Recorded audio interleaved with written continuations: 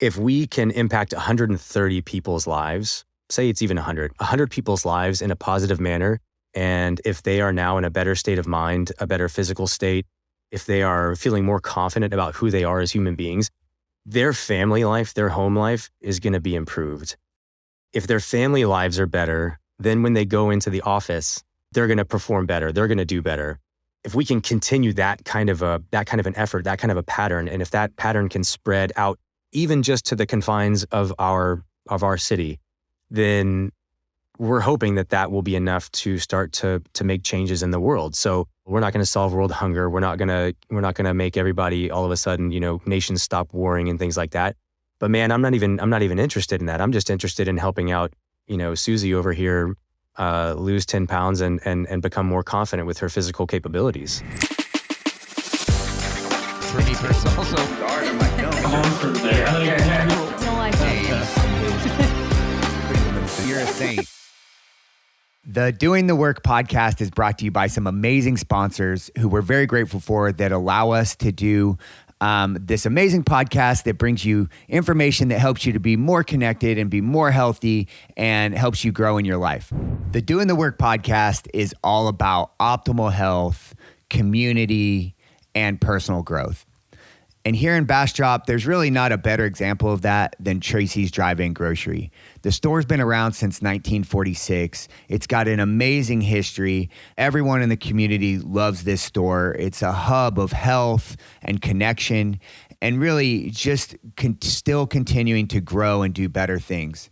They just recently added a coffee bar, which was just voted one of the top 3 coffee spots in Bastrop. And there's a lot more that they're planning to do to better serve the community. So if you're looking for some healthy food, some snacks, some of your guilty pleasures, anything like that, go check out Tracy's Drive-In Grocery. The website is www.tracysgrocery.com. All right. I am here with Michael Winchester, a good buddy of mine, a fellow gym owner. Michael, I asked you to be on the show just because I have, you just have a reputation here in Austin, Texas. Your reputation precedes you in terms of just being an amazing coach, an amazing person. And of course, you and I have become friends over the years. So I've gotten to know you a little bit, and I know that our listeners, there's just so much for you to offer our listeners. So I really appreciate you for being on the show. Absolutely, Athan. I'm super stoked to be here. You and I have known each other for a long time. I don't remember when we first met, but we'll call it maybe like 8 years, I think. And at least, yeah, something like that. Yeah, so it's going to be great to catch up, and thank you so much for having me on your podcast. I'm excited about it, man. When someone asks you like who you are and what you do, give us your introduction. I'm Coach Winchester, Michael Winchester. I'm a CrossFit coach. I'm a strength and conditioning coach, and I hope I'm not overstepping or going too far as to say that I'm a leader in our local community, in our Karhu community here in Austin, Texas. And that's kind of like really how I see it. Leader, teacher, mentor. A true coach. I think those are the things that, coach, when there's like a difference between being a trainer and a coach, or, and I think you're a coach in every sense of the word. And like you said, being a leader, setting the example, coaching beyond fitness, things like that. Yeah. I know a little bit about your background, but for people listening, how did you get into coaching? I think I got into coaching really probably back in college. I was maybe even a little bit before college, but I grew up in Houston, Texas, and played lots of sports growing up, but soccer ended up being my sport, the sport that I wanted to devote most of high school and all of college to. And so I ended up playing soccer for 4 years at Stetson University out in Florida. And during that time, we would host summer camps for the local youth soccer players. And so it was kind of up to the men's and women's soccer teams to show up to these camps and to coach the kids and to give them, a little bit of our knowledge, but a really fun time at the end of the day. Having them have fun through their development and through learning soccer. And so that was my real first experience with coaching. And then after that, I ended up, I moved to Europe for a little while. I moved to Madrid, Spain for 3 years after I graduated.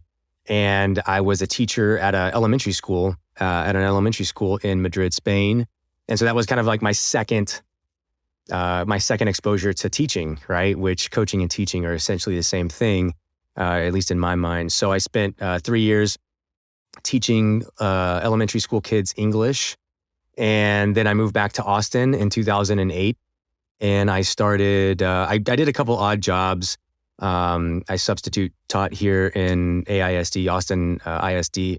And then I found a job, I got a job working at Lululemon here in Austin, right in their first store, helping them open up their first store and develop that first store. And through them, I found CrossFit. And I hadn't really done much working out since college sports.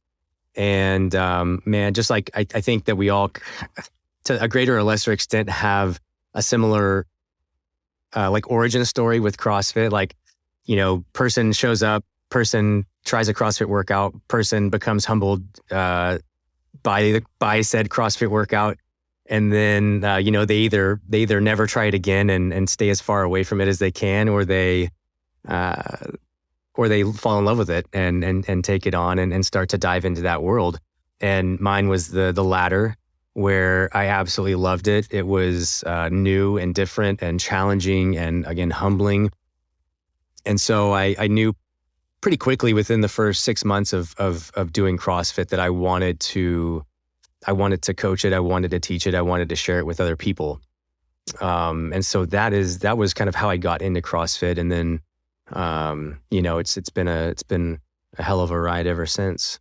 Yeah, you went from being a coach to being a gym owner, and which is a leap that's challenging and difficult. I definitely want to dive into being a business owner and gym owner here in a little bit. But I'd like you. A little while ago, you said something that I'm so glad that you said it. That coaching and teaching are pretty much the same exact thing, and that's something when I'm doing development with my coaches that work for me is. It's absolutely paramount that in every single session, you are prepared to teach, the people who show up to your classes.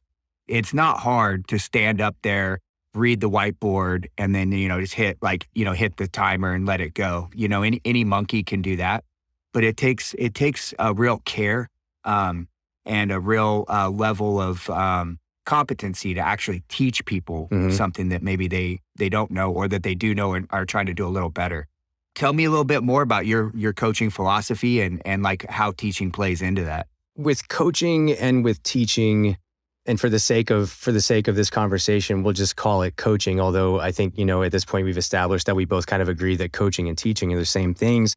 But coaching for me is, like, to your point, is not about having people come in the gym and, showing them a couple of movements and making sure they understand the workout, and then running through the workout of the day and how that's going to look and feel, and then hitting the start button on the clock.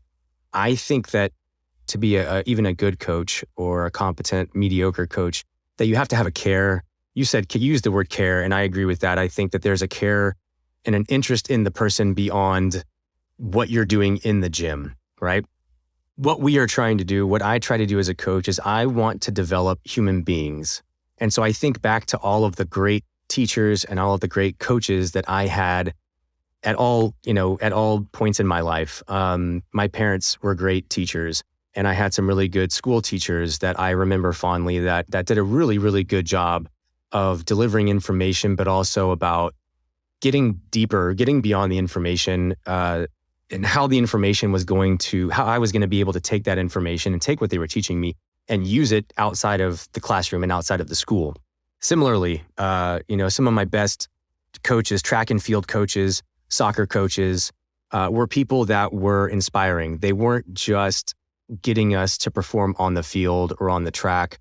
They were getting something else out of us that was really kind of touching a little bit more on character development and personal development and who I was as a person and who I wanted to be as a person. And so that's really, I think, when we start to really shine and make an impact on our members and on people in our gym, is really when we start to move beyond CrossFit, lifting barbells, doing gymnastics, getting fit, eating the right foods. It really moves into like what kind of life do they want to build for themselves? What kind of person do they want to be in the world? Who do they want to show up and be for their families and partners and businesses? And anyone that's been in the game long enough knows this, but it's not. It doesn't happen in a session. It doesn't happen in a month. Oftentimes, it doesn't happen even in a year or several years. It's a very long-term, methodical, consistent process by which you can help to start to shape and mold how people think and how people, again, show up in the world and interact with those around them. And so that's what CrossFit is, just the vehicle through which we kind of teach these lessons. But yeah, it could be as simple as like, there's a hard workout and somebody does the hard workout and they complete the workout. And how they move is important. And maybe if they're, if they're looking to improve their time, then maybe their time on the workout is also important. But really, like what I'm looking at as a coach is how did they approach the workout? How did they navigate the workout? And then how do they react maybe when something unexpected happens or when something really, really gets hard that is really going to challenge them, maybe mentally and emotionally more so than physically? How do they react to that? And how do they kind of adapt and overcome to that situation? Yeah, I think that's nails it for me too. I've said this many times and I work it into as many conversations as possible. I'm a gym owner who really doesn't give a shit about how much weight you lift Right. or how fast you run or like what real cool gymnastic movements you can do. What I care about is how you are you happy? Do you feel like you're contributing to the world? Do you feel like you're giving the effort and you have the attitude that you want to show up with all the time? And then just being a gym owner is just, I call it like, it's like my gateway drug. It's my canvas for the art. That's the art that I want to do. And I just choose to use fitness as the medium, but I'm really trying to teach people how to attack life. The reason why I'm drawn to your work is because I like in your messaging, I follow your social media. I've seen how you guys hold yourselves. Of course, I've seen you guys in person when you're leading your group. And I really see that in what you do also. It's beyond fitness. I have also seen you interact with your athletes and with your coaches. We worked together on that Crosstown Showdown event that we had. That was so badass. Yeah. That was the highlight of that time of our gym career. That was really fun. For those of you out there who don't know what that is, we had it was basically during the Open several years back. We partnered up with our gym and Athan's gym partnered up, and we had a friendly crosstown rivalry. Like the competition was important, but it was really more about like two gyms connecting and being able to share in the camaraderie of competition and pushing ourselves and all of that. So again, that was like awesome, super big highlight for me and for us. Everything you just said about wanting to help grow people beyond fitness. Somebody walks into your gym and you're not, the first question you ask them isn't, how are you showing up in the world? Like, what kind of person do you want to be to your family? It's usually, do you have any injuries in the past that we need to be aware of? Or what's your athletic background? Or what are your goals? What are you looking to, do you want to get stronger? Do you want to lose weight? What are you looking to get out of joining the gym, training? And so it really is something, it really is like more of like an onion where you meet the person and then over the course of weeks and months, you get to know them a little bit more personality wise. And then beyond that, you develop relationships. And if the relationship continues to progress, if that person sticks around your gym, you get to that later. But that's the good stuff, right? And it takes a while to get there, but that really is, that really is the kind of the honey. Yeah, it's not an easy job, but it's something that is completely rewarding. And I think that, when I've watched you in your gym and when I watch my coaches at our gym, there's something there. There's a reason why I think people come to us and our fitness program and not other coaches' gyms and their fitness programs. And I was thinking about it this week, maybe last week. I think it comes down to maybe authenticity and that you just can't fake authenticity. So if your coach, if you're watching your coach run a class and interact with members, and if they don't really actually enjoy it, and if it doesn't actually fill their cup, you're going to notice that, right? It's going to become really apparent, not only to you as the owner or to as their mentor or the owner of the gym, but also to the members. And when you're a gym owner, and when you are passionate about being a gym owner, and when you're a coach and you're passionate about being a coach, it comes through. You don't have to explain it. You don't have to try to like justify it or, tell people that you're passionate about it. That authenticity just speaks for itself. Absolutely. I think it ties into purpose. You've probably seen this a lot. Someone who became a coach, or maybe to distill it down a little bit, becomes a trainer because, they like working out, or they're a great athlete, or they played sports or something like that. And so they didn't really have a great idea of what else they wanted to do with their life. And like, well, this is kind of what I know. So I'm going to get into, they try to get a coaching job or a trainer job somewhere. And like you said, it becomes painfully apparent when that person, when it's not what they're supposed to be doing. The symptoms of that are things like burnout, lack of engagement with the members, just generally being disengaged. You can kind of just see it all over them. But when it's tied to their purpose, when it's like, like this is part of who you are and what you want to give to the world, it's like they're just on fire, and you could just see it. Speaking about purpose, do you have a clearly defined purpose for you or for your gym, or is there something that you try to lead your coaches on around purpose? I'm just curious about your perspective on the topic. Yeah, we do, and I think it's something that we're always trying to check back in on and clearly define or redefine as things develop and as things change. Jessica and I have had the gym, have owned the gym since the fall of 2014. So we'll be 8 years this October. And so, of course, over the years, things change, things develop. As when we opened up the gym, I was 30 years old, and I'm 38 now. So obviously, in that 8-year span, I've changed as a person. Jess has changed as a person. All of our coaches have grown and matured and developed over the years. One thing that we are really, really focusing on, doubling down on, tripling down on, two things. Number one is community, as cliche as that might be.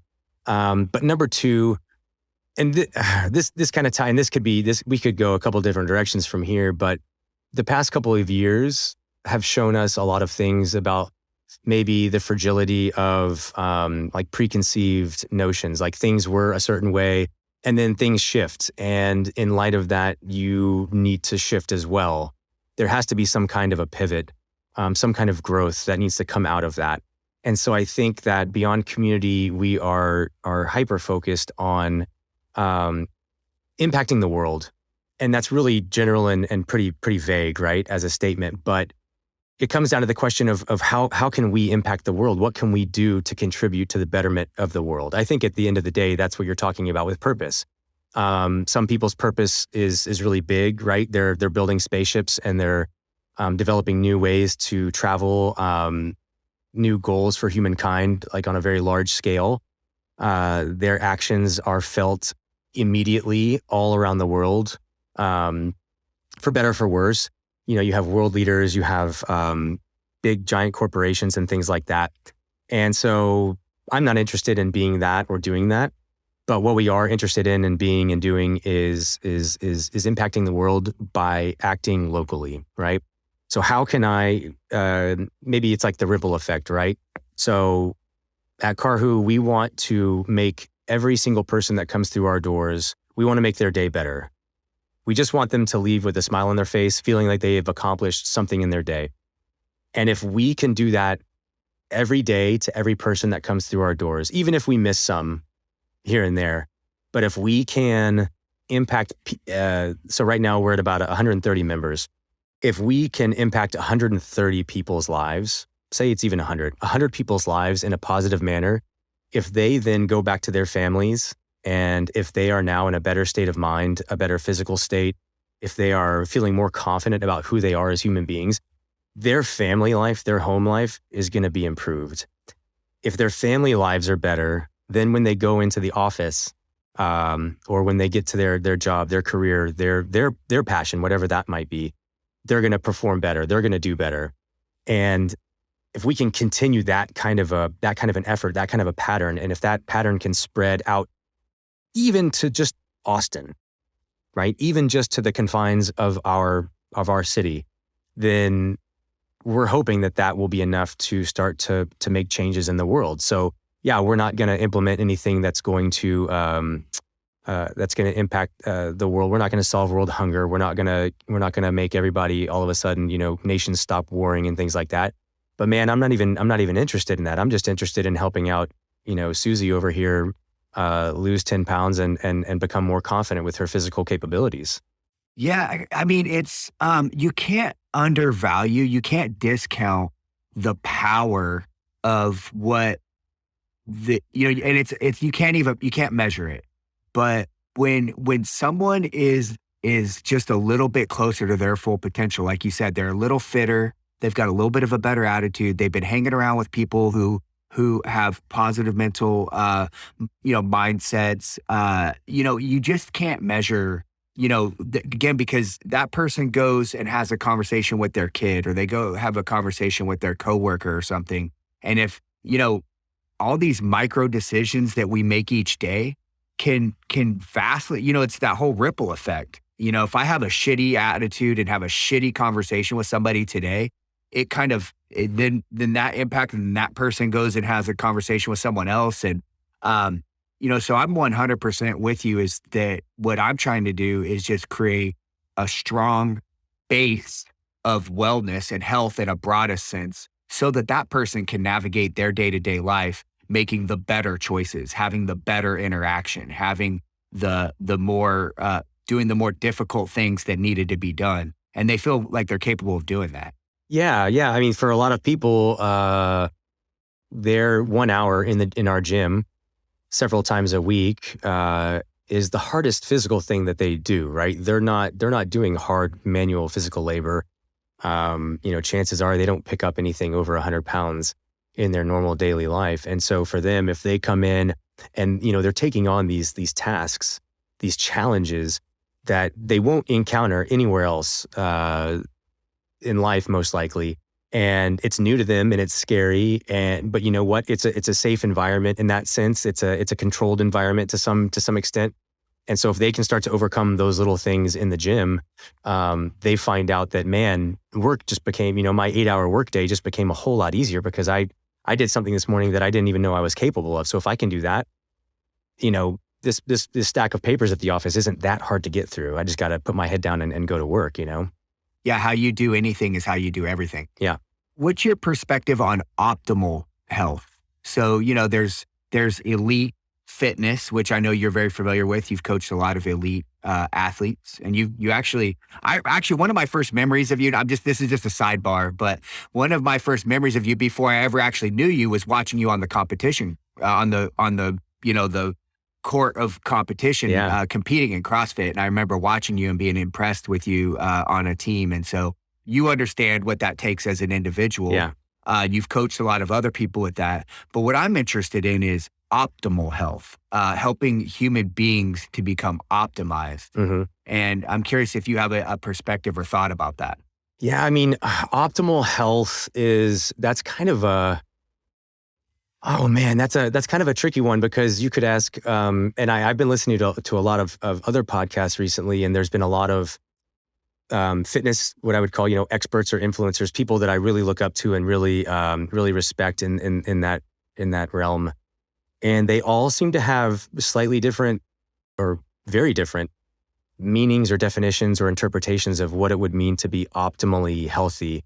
And I think that, Jessica and I have been brainstorming. We have a little project in the works where we're going to try to move what we do in the gym at Karhu online. Like we have an in-person community here in Austin, our gym community, and we want to be able to share that with more people. So we're trying to figure out a way that we can take that online and share that with more people outside of just our local gym community. And I think in our discussions, we were talking about our core values and our core tenets and the things that we that we hold dear, that we want to be able to share with the world. And the what we came up with was something that we're calling our lifestyle triad, which is mental, physical, emotional. And that's not necessarily groundbreaking or new. A lot of people have used that and phrased that in different ways. But we believe that if you are physically fit and mentally stable or mentally well, and if you're emotionally healthy as well, that you're going to be a better human being. So what does that look like? How do we clearly define that, or how do we put metrics or markers on that? That's really difficult. I don't know if I have a clear answer there, but I think that it starts with the physical, mental, emotional. And the physical is one of the easier ones to take care of, right? You come in the gym and you work out, and some workouts are hard, or some workouts are short, some are medium, some are long, and sometimes you lift heavy things, and sometimes you do body weight exercises, and sometimes you are very much focused on your cardiovascular, cardiorespiratory systems. And if you can get all of those tuned in a little bit and dialed up, then you're going to be a better human.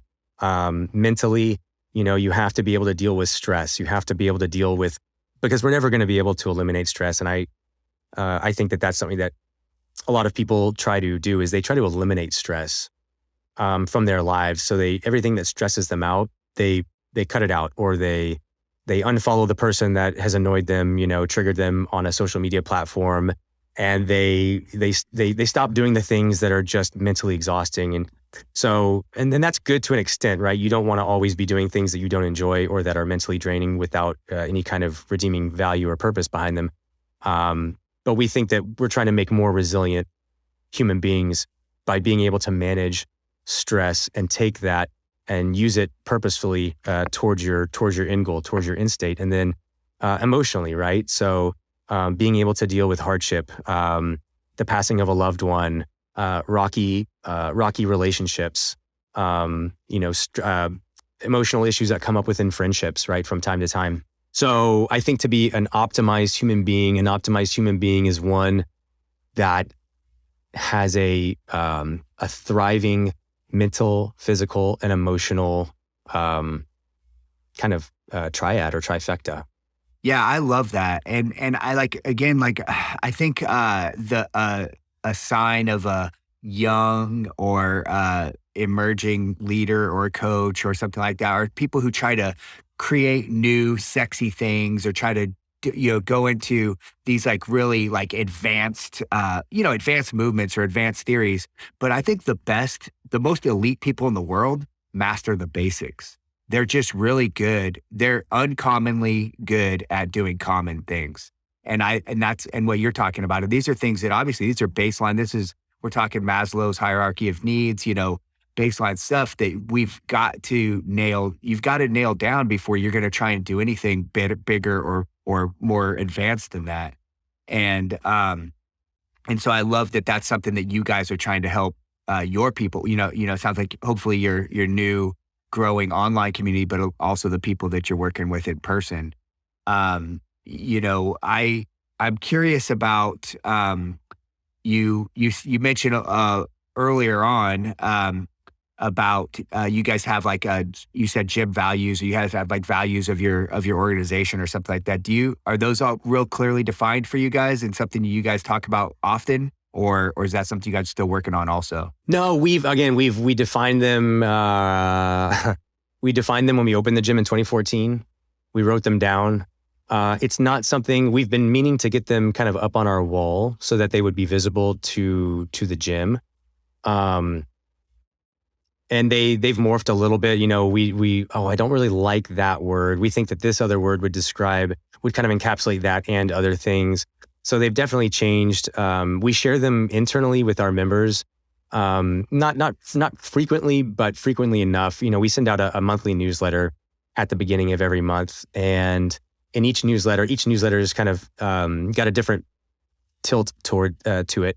Some months are more about just general housekeeping stuff, like, hey y'all, don't forget to clean up your equipment when you're done. A lot of stuff was left out last week, or hey y'all, reminder, we have a social coming up this weekend. Others are more focused on kind of bigger picture items, right? Some We have every about 6 to 8 weeks, we'll put out a programming newsletter where we talk about programming and what the intention is behind it, what they're going to expect to see in the gym, how they should expect to feel, how they should navigate training, recovery, all that. And then still other newsletters are about like, hey, y'all, we haven't talked about this in a while. We have a lot of newer members in the gym right now. So we just want to break down for y'all, what we believe in, how we do things, why we do things, why you won't see this in the gym, why we do a team break at the end of every session. And it really just goes back to the culture of the gym and things that we want to see, hey guys, if you have a problem with another member, you don't need to talk about that person behind their back. You need to come directly either to that person and, be an adult and talk about it and address the issue and resolve it. Or, the second best option would be to come to a coach or an owner and bring the issue up to them and let them handle that. But there's no room for talking behind people's backs. There's no reason for pettiness or for, cliquey behavior. So we definitely have those things that we really try to make it very explicit to our members because it makes the gym atmosphere better. Everybody appreciates it. They appreciate the transparency. They appreciate the straightforwardness and the honesty. And those are two of our biggest things, two of our biggest core values: integrity, transparency, and honesty. I think that was 3, but I said it was 2, but it was 3. Yeah. It's 3. Well, I love that. And I love the fact that you make the effort to communicate it because it doesn't matter how well you've defined it. It doesn't matter even how well you're applying it behind the scenes. If you haven't been able to articulate it and communicate it to your key stakeholders, and in your case, it might be your coaches, it might be your members, and whomever else you consider to be your stakeholders. But the communication communication part is absolutely key. I think as a business owner, which is what I was going to talk about earlier, we all got into coaching for some reason, but then, so that made us a tactician. And hopefully, like I mentioned, we realized that it is a part of our purpose to be a coach and a teacher, and a mentor. There's doing that at a certain level. And then there's like having to be a business owner that is overall responsible for the delivery of said, that being a service, that being a deliverable. And business, I'm sure you found this to be true, that just because you're a great coach doesn't mean that you're a great business owner. Not at all. So I'm kind of curious about, not at all. And and so again, I'm a huge proponent of like, okay, you will figure out every problem that you possibly that is out there if you're engaged in the issue for the right reasons. Like, I've made every mistake that you can possibly make as a business owner, but I stayed in the fight because I loved what I was doing, because I didn't care that I messed up or, it just didn't matter. I still felt good about the work I was doing. So I'm curious about your perspectives on, taking your career to another level of being a small business owner. And I know you've got a partner or maybe multiple partners. So I don't know, talk about business ownership a little bit. 2 of the better pieces of advice I got when I had first found CrossFit, and I was like, I want to coach. I want to be a coach, because the coaches were the people that I really looked up to. And, they were the badasses, and they had everything going on. And one piece of advice that I received was, don't get into coaching because you like working out. Don't transition from athlete and member to coach because you enjoy spending time at the gym, because who doesn't enjoy spending time at the gym, especially when you're in that kind of like honeymoon phase of like learning CrossFit. Our members are the most passionate ones in the building because it's so new and it's so awesome, and they haven't gone through any of those kind of like really, hard plateaus. And then similarly, it was like, don't become a gym owner just because you really love coaching. Like there's a difference between being a really good worker and being a really good manager. And then there's a difference between being a really good manager and an owner. So each step along the way, or each of those transitions from athlete or member to coach, and then from coach to business owner, comes with its own set of difficulties, own set of circumstances. And the skill sets that you have as an athlete are not the same ones that you need to be a coach. And you could be the best athlete in the world. And I'm sure, we've seen this, over the course of the history of CrossFit, but somebody that's a really great athlete then starts doing coaching and programming. And, they're not good coaches and programmers, maybe because they don't understand like the art or the science of programming. And they don't make good coaches because they're not great with people. They're really good at doing stuff. Like they can snatch and they can walk on their hands 100 yards without stopping. But, when it comes to getting inside the head of their athletes, or when it comes to understanding where a person's coming from emotionally, they have no idea. Maybe they don't have enough empathy. Maybe they haven't practiced, enough communication, interpersonal communication.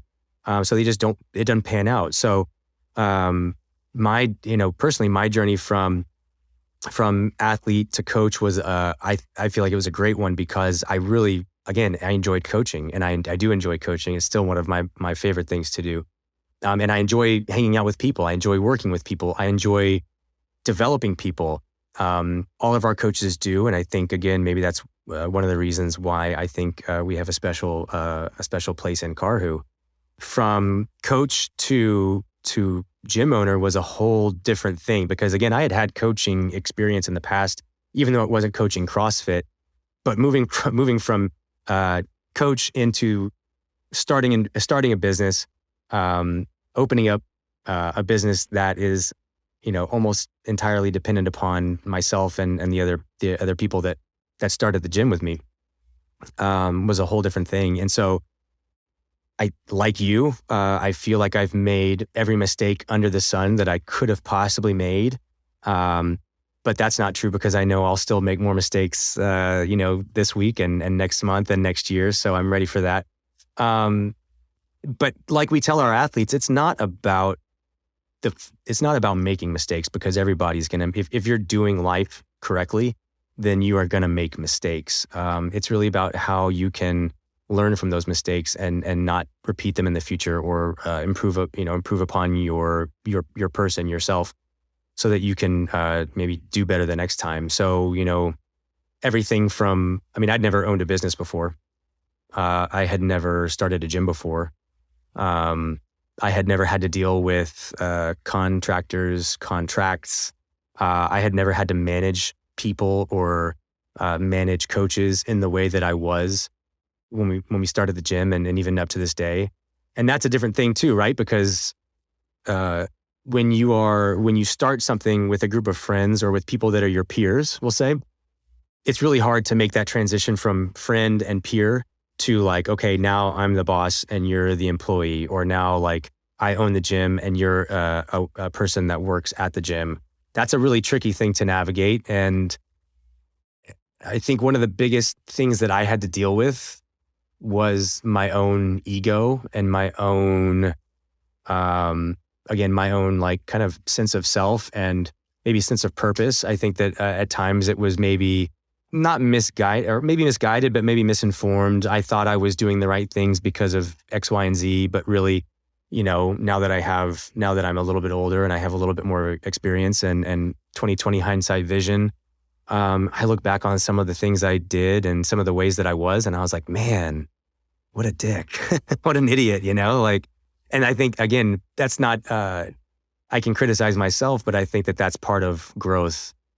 I think that's just part of growth. I look at the way I was when I was 18, growing up, and I'm like, damn, what an idiot, did some real dumb shit. But again, the doing of that dumb shit helped me realize that it wasn't the right things or the right things to do or the right way of being. And so it helped me grow into the person I am today. You got to have some compassion for that young Michael. He was doing the best that he could with what he knew how to do then. And now better. And so you do different things. But, it's, that's, yeah, like you said, it's all part of the process. And I think that's the fun part of being a gym owner, being a coach too, is that you kind of you have some wisdom because you've done some stuff and you've got some experience. And you can kind of see things for people before they can see them. And you can kind of say, hey, let me explain this to you, or this is what I'm seeing from you. Let me just tell you what my experience with that was, or, you can help prevent people either one, from making a mistake, or you can at least give them a safe place to make that same mistake because they need to. Because there's no other way to learn a particular lesson than making that mistake. Yeah. And I think that, again, the older that I'm getting, the more experience that I'm getting day after day, year after year, I think the second thing that you said there rings more true for me, both with athletes and also, people that we are kind of mentoring and things like that, is that with athletes, for example, there's always these cycles of athletes, and you could almost plot it out on like a timeline. Like in the first, 0 to 6 months, this is what is going to happen. This is how the person is going to be. In the 6 to 12 month. So like with athletes, I see this thing where they want to do all the things all the time. They're not great at CrossFit. They have a lot of holes. So instead of following a program, they just want to like shotgun, scatter, shoot all over the place. I need to lift every day. I need to run every day. I need to do double unders every day. Oh, I definitely need to rope climb every day. And so it ends up being this like garbled mess because they're so determined and headstrong, and that's great. That's what you want in an athlete. And you can't do anything but to kind of explain to them the best you can what you think and what you believe, and let them know that you're going to support them. But then you gotta let them touch the hot stove. Like, hey, the stove is hot, and they're like, yeah, I got it. And then they touch the stove, and it's like, shit, that was hot. And there's no other way. Like you could explain it until the cows come home. They're not going to get it until they do it for themselves. And that goes for, people that we've mentored and coaches that we've had along the way as well. So at this point in the gym, in the life of our gym, I think that we're kind of leaning more towards that, like providing, I don't like the word safe space, but I don't think we're using it in that context, but providing a place where it is acceptable to try things and to fail, and try things and succeed, and learn from both of those different situations. And hopefully, again, we can provide as much guidance and wisdom as we can. But at the end of the day, we want people to be comfortable failing, and to fail in a way that doesn't hurt them in any kind of serious manner, and that also provides some kind of feedback that leads to their overall improvement. Yeah, that feedback is huge. Because if you just keep failing and you don't know, you're not getting the feedback that it takes to kind of learn the lesson. Because we have one of our gym values is fail often. And really, that's our growth. That's what I consider to be our growth value, right? Like if you're not stretching yourself, if you're not getting a little uncomfortable, if you're not risking failure, you're probably not growing and stretching yourself. And so yeah, like having that place where it's totally fine. In fact, it's a part of the culture to fail. And in fact, if you're not failing, maybe it's kind of frowned upon a little bit. Like if you're not out there, like kind of fall flat on your face, it's like, whoa, are you even trying? Because so many people will only participate in things that they know they can win at. Oh yeah. And that's not a great way to go through life. I personally, I don't think, Yeah. And we all get in those spots. We have, there's a handful of kind of newer people in the gym right now. And that is kind of the attitude. They're high performers in just about every aspect of their lives. They are financially well off.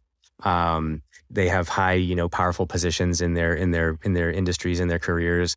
They're winning on all fronts, but it's because they're kind of in the zone of things. They're in their wheelhouse. They're in the zone of things that they have been doing for a long time. They understand and know how to do well. And it's also fun because, when you're winning and you're good at something, that's fun. So when they come in the gym and all of a sudden it's a bunch of stuff that is not in their wheelhouse, that challenges, that makes them look silly or makes them look bad, whatever bad is, they take it real hard. And so I think those people, they're the hard, they're the harder ones to develop. But I think that once, they kind of go back from becoming an expert or becoming a master, and it takes them a little while to put themselves back in that kind of student or beginner mindset. But I think that once they realize that it's okay, that it's okay to start over, it's okay to be a beginner, it's okay to suck at something, they start really having fun. And that's when they become leaders in the gym, and that's when they become the biggest proponents of what we're doing.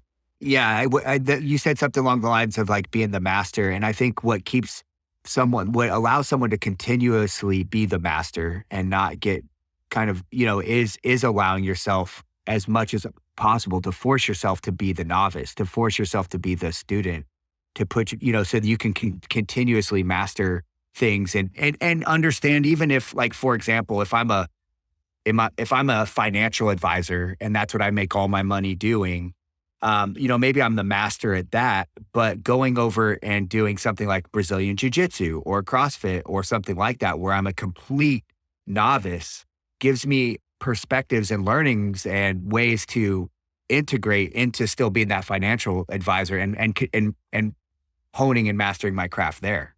Yeah, 100%. Perpetual student. Yeah. So what we're really talking about here, I mean, is about habits, right? I think it's coming down. It's like, are people doing things consistently, certain behaviors, certain acts consistently, so that they can become, like we mentioned, a more optimal human or something like that. And I'm curious, do you have habits that you try to do daily, or habits that you coach people to do daily, to be closer to their most full self or their most expressed self or their best self? Personally, I try to be prepared, and I try to make preparation as much of a habit as possible, right? And so there's some things. Yeah, tell me about that. Yeah. So for example, like this podcast, like, you and I had communicated beforehand, and, you had told me it was going to be kind of open-ended. We were just going to let it go where it went. So I didn't feel the need to really prepare for this podcast because, I mean, we're going to talk about stuff, and it should be stuff that I'm pretty familiar with. If I'm not familiar with, with my own business and coaching, then that's a problem. But so it was pretty easy to prepare for this podcast in that sense, because there wasn't much that I needed to do outside of just show up and be myself and you be yourself. But when it comes to like the business, for example, I like to use my weekends as specifically Sundays as a day where I kind of like set myself up for the week. So on Sundays, I will try to, as best as possible, like get up, clean the house, put away all my things. If there was anything that got, dirty or left out over the course of the week or weekend, I'm going to put that, back where it goes so that I know where it is on Monday morning. Do all my laundry. I mean, just go down the list of things that you do to keep your house clean and tidy in order. And then I also take Sunday, and if I haven't finished the programming for the week, I'll finish the programming. We'll go. I'll kind of go over what I'm going to be doing on Monday. We have our staff meeting on Monday, so I think about what we're going to be talking about at our staff meeting on Monday. And so I basically just have like this list of things that I do that I try to do every single Sunday, or at least have done by Sunday, so that Monday morning when the alarm clock goes off and I put my feet on the ground and I'm getting out of bed, I already know exactly what I'm doing. I know, I need to get in the shower. I need to make my coffee. I need to let the dog outside. It sets me up, and I feel confident getting into the week, knowing that I have all my ducks in a row and that everything is lined up for me already, compared to, there's every odd weekend where I won't have time on the weekend, or we travel out of town, or we just have a lot going on. I'm not able to get to those things. And so then Sunday night I'm scrambling, and then that translates into Monday morning, and I'm already starting out the week on my back foot, right? Don't have my notes prepared. I'm not sure what we're going to talk about at the staff meeting. I don't know what I need to do this week in the gym to help move the gym forward and progress the business. And so those are the harder weeks, is when I don't take the time to prepare. For gym members, I think it depends on the member, right? For somebody that's new in the gym, the habits that we are trying to instill in our newer members are things like consistency. Just like show up to the gym 3 times a week. If you can show up to the gym 3 times a week for the next 3 months, your life is going to change. So preaching consistency. We really try to go after the low-hanging fruit. So I like something you mentioned earlier that kind of resonated with me, which is that, it's kind of like the mark of a novice or beginner coach to try to go to the most complicated, complex theories on, strength and conditioning and health and wellness, instead of just getting the low-hanging fruit, right? So instead of talking about like, hey, maybe, if we can get you to sleep 8 hours a night, your life's going to improve. And instead of just trying to get someone to sleep 8 hours a night, they start talking about, different drugs they can take to help sleep better, or they talk about, complex theories on sleep. And if you take a nap in the afternoon and then you can do 4 hours a night and then it's not that bad. And it's like, no, man, just try to get solid 8 hours of sleep consistently. Drink more water, like low hanging fruit. Just how much do you drink right now? Oh, you don't drink any water, or you drink 1 glass a day. Let's try to get 4 glasses a day. Just making those like incremental changes that end up making big impacts, instead of going immediately to the super complex, we need to get you on 2-a-days and you need to be intermittent fasting and you need to cycle on and off, vitamin D or whatever it is. So yeah, just preaching consistency and the basics and the low hanging fruit. Yeah. I love that. Consistency is something that I'm constantly preaching also. I believe that it overcomes all, persistence and consistency overcomes everything. I don't care what your problem is. I don't care what you're doing. If you just keep showing up, you will eventually overcome that particular challenge that it's a battle of wills almost literally. And so I love that you're helping people to do that. And keeping things simple, like you said, it's so easy to say, oh, here's this stack of supplements you should be taking. And you need to learn how to squat snatch, like these brand new people, it's like, wait, no, can we just like teach you how to, squat properly or how to keep your spine neutral? Let's just like start there for a second before we start jumping into all this other stuff. And I'm guilty of all of that. I mean, I've made every single coaching. Yeah, it's because, like you mentioned ego earlier, and that's a big one for me. I originally, and I can say this with confidence now because I have changed since then, but I originally started the gym to show everybody else like how smart and capable and cool I was, that I could start this business and show everybody what I knew. And that's just a horrible way. I wasn't there. I honestly, I think I gave lip service to wanting to actually contribute and offer something to the world. Like, I think I did want that under the surface, but if I'm being honest now, I know that I wanted to be in the spotlight. I wanted to show everybody all these complex, difficult things that I knew and could teach. But what I learned later on is that when I help people to do basic things really well, and I take myself out of the like trying to take myself out of it completely, that things go a lot better. And like I said, with all that, it's just consistency. It's just keep showing up. Yeah, I think to your point, I feel like I had a similar experience where I was paying lip service to like, oh, I just want to help other people. And I think that again is the mark of a maybe a younger or a more undeveloped human. I think that there's some level of ego in all of us. For example, I think, as much as I've grown and developed today, there's something that I still get out of being the person at the front of the class, right? Like there is something that I am getting, or else I wouldn't do it, right? There's something that I'm getting, whether it's attention or whether it's recognition or whatever the thing is, I'm still getting something from my members and from being a coach and from being a gym owner and from all these things. I'm still getting something out of that. I think that the difference is, and I think this is what you're getting at, is that you can overcome that when you start to give more than you take. So like if I'm receiving something from my members, then the way to overcome that is to give back more to them, to influence or to give them more value than what they're giving me. And I think that goes for a lot of different professions. I think that, comedians, for example, I think that they definitely get something out of being on a stage and having, people laugh at their jokes, or else they wouldn't do it. I mean, that's one of probably the most difficult, emotionally draining jobs out there. Firefighters and policemen and all different walks of life, doctors and lawyers, they are all getting something that feeds like some kind of inner primal ego. And that it's not okay when they're doing it just for that, right? But I think it becomes a little bit more acceptable or maybe even okay when you can recognize that and understand that, but then also kind of flip it on its head and say, hey, you know what? I'm getting something out of this. It fills my cup in some way, but I'm going to give back you know, 3 times, 4 times what I'm getting to my people. The comedian that is there to actually make people laugh, to make their lives better, is the comedian that's doing it right. The person that is a firefighter that's doing it to actually, serve the community, is doing it better than the firefighter that's doing it to get, some kind of recognition or badge or medal or something like that. So I think it's within all of us, but I think there is a way to kind of overcome that.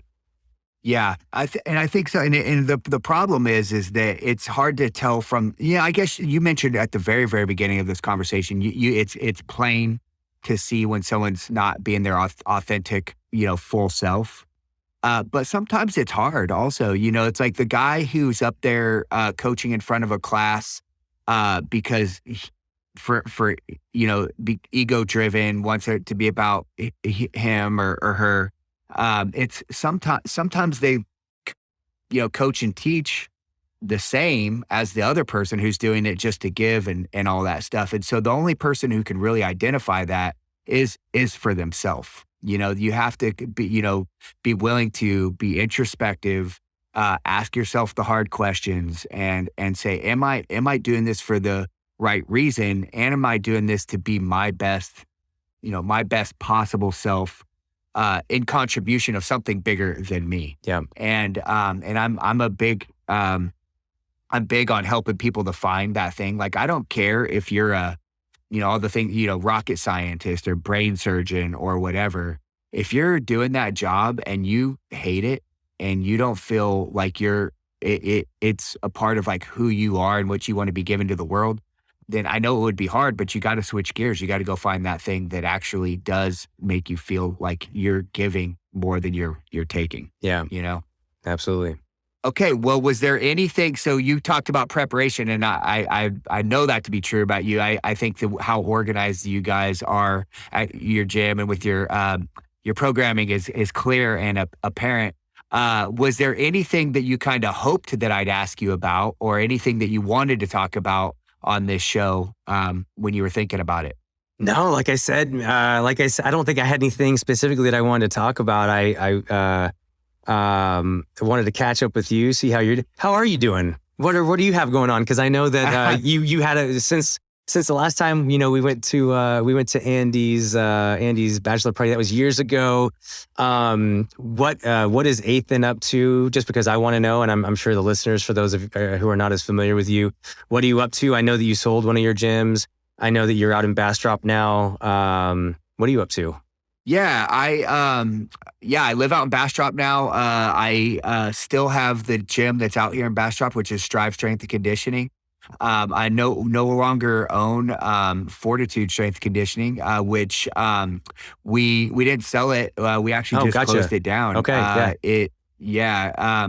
We it's again, speaking about growth and like failing, right? Like I learned a ton through that process, and I think I just always thought that Fortitude was always just gonna. That was like my first gym. It was the one that was the most stable. It was the one that like was kind of like my anchor ship. Yeah. And so when I'm being like really honest and like looking back on how things rolled out, like I made a lot of assumptions that turned out to be false. Like when COVID happened, I just really thought like everything was going to be fine. We've been doing all the right things. We're doing it for all the right reasons. And it's kept, our numbers were declining and declining and declining, but I always just had this thing. It's like, oh, we're going to be fine. Yeah. This thing is going to recover. I got activated on, and still am. I'm actually, so in terms of like, what am I doing right now? I got activated on active duty orders for the National Guard in March of 2020. Oh, and wow. I've been on active duty ever since then. Wow. Yeah. So, in terms of how COVID impacts different people's lives differently, I, in some ways, don't own my own life. The military gets to tell me where I go and don't go and all that other stuff. And so, with that being, I bring that up because I didn't have it's not that I didn't have the time. That's a lie. I didn't give the time to Fortitude that it needed because I was activated and doing everything else. And it failed. It failed as a business. It ended up just going down and down. And even when I knew like, hey, this isn't sustainable, I didn't take a lot of great action to overcome that because I just had an ego about it. I mean, the truth of the matter is I just thought, no, this is, COVID's going to end. It's going to be over in no time. This isn't going to be something we're even talking about. And that obviously, clearly we're still in the midst of it, So that's what happened with Fortitude. It ended up failing as a business. Looking back now, I mean, it is one of the hardest things that I ever had to go through. I mean, it's like, it's like a child, it's like a child. It is. I don't want to say that because that's probably not fair, but it was something that I had built from the ground up, something I cared about deeply, about hundreds of people, over time, thousands of people that I had served and had relationships with, and it's gone now, and so that was really hard, but I grew, I'm so grateful for the experience now, and that I've learned a lot from that. I'm building, so out here in Bastrop, I'm building this, what's called the Bastrop Fitness Project. I bought a property and I'm building this big commercial retail space that's going to be what I'm calling the hub of health and wellness, or sometimes when I'm trying to be cute, I call it the food court of health and wellness. Yeah. But it's kind of like you go in there and it's comprehensive in terms of there's going to be a recovery spa in there, which will have hot and cold contrast therapies and compression therapy and massage therapists. And there's going to be a yoga and hot yoga. There's a spot to drop your kids off in there. So while you're being healthy, there's a playscape area to drop the kids. And of course, there's a strength and conditioning facility in there. And a cafe, all that other stuff. So that's being built right now. It should open up in like April or May or something like that. Man, that's big. That's been it's so frustrating though.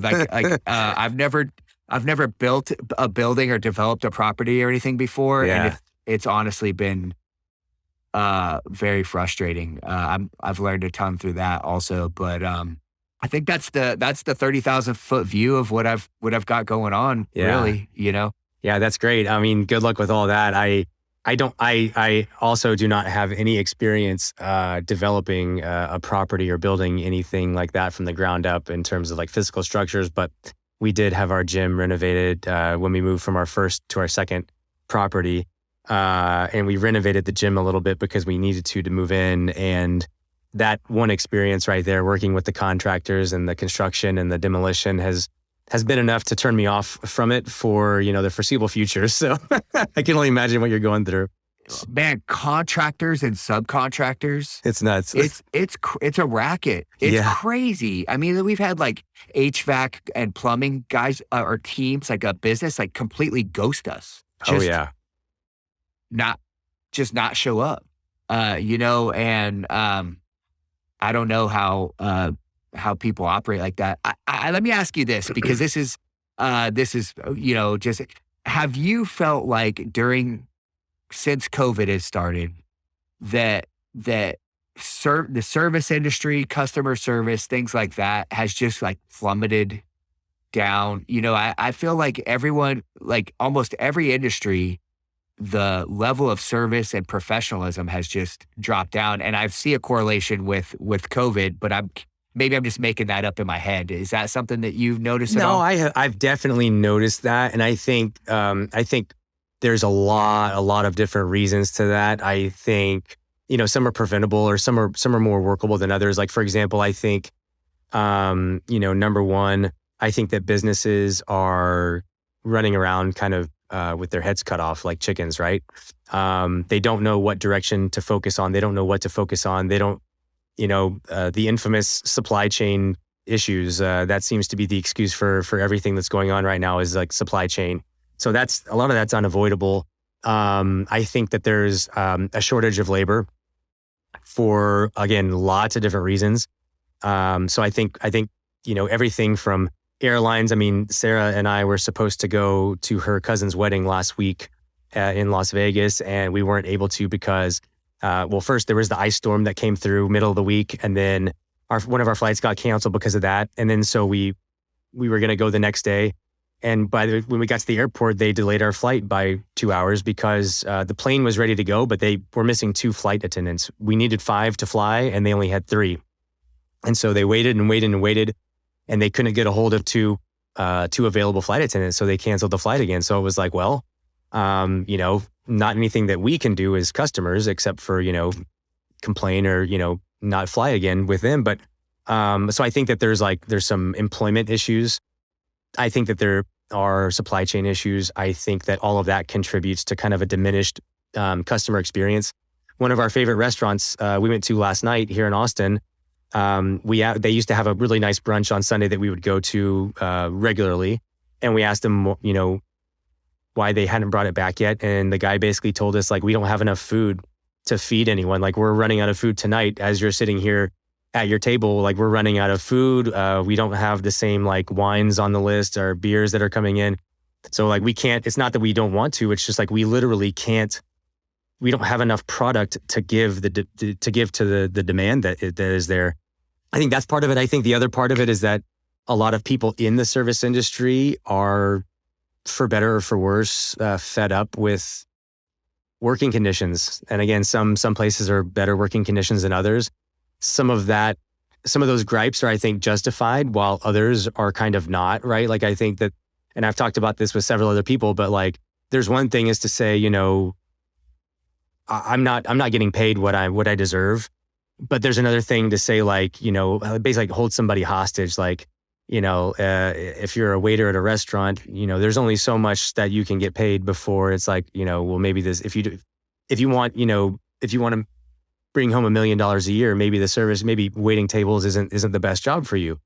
So I think that there's a lot of different things going on there, but I think I do agree that in general, customer service across the board in many different industries has taken a bit of a hit, and I think that'll come back. I hope it comes back, to levels where we've had before. But I think that a lot of things will need to change, and we're going to have to work through some maybe some societal issues so that can be the case.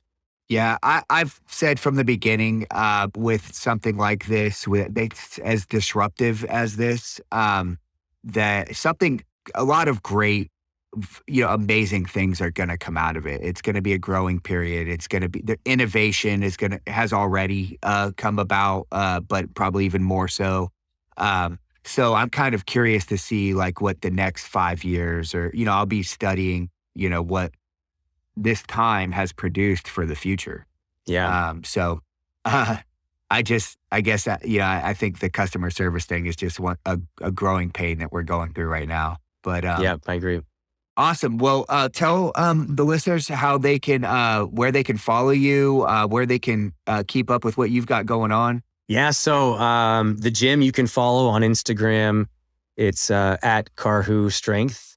Our Facebook page got hacked and we don't have that anymore, so don't look for us on Facebook. Personally, my personal Instagram handle is at Coach Winchester.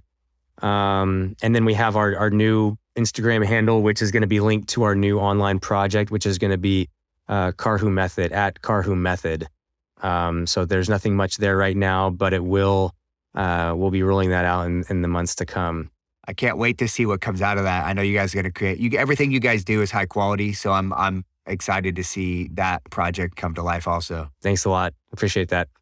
Well, awesome. Well, thanks for being on the show. As always, I learned from you today. You taught me today, and I deeply appreciate that.